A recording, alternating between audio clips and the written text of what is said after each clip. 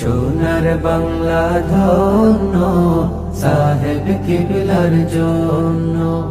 সাহেব কিবলা ছিলেন মোদের, সাহেব কিবলা ছিলেন মোদের মুর্শিদ অনন্য সাহেব কিবলার জন্য। সোনার বাংলা ধন্য সাহেব কিবলার জন্য। সোনার বাংলা ধন্য সাহেব কিবলার জন্য। শাহ কামালের বংশ তিনি, শাহ মজিদের ধন।